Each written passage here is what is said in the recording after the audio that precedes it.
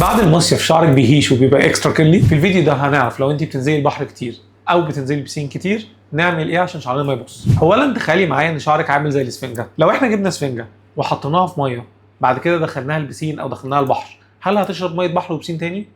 اكيد لا، لانها هتكون اتشبعت من الميه الطبيعيه الاول.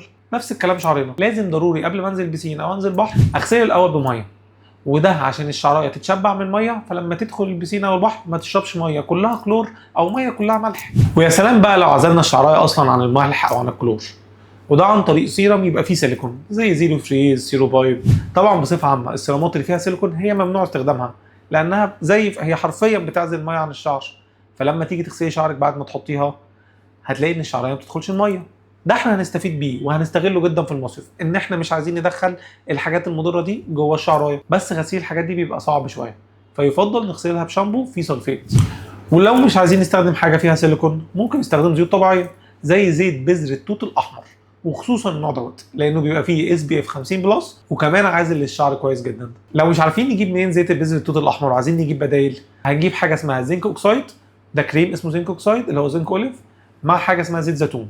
هنحط نقطتين من ده ونقطتين من ده على الشعرايه قبل ما انزل بسين او انزل بحر، وده بيستخدم كواقي شمس اللي هو الزنك اوكسايد، والزيت زيتون بيستخدم كعازل للشعرايه. ويا سلام بقى لو لبسنا بونيه وريحنا دماغنا، ده ما يمنعش من الحاجات اللي قبلها. اهم حاجه اول ما نطلع من البحر او ما نطلع من البسين نغسل شعرنا على طول.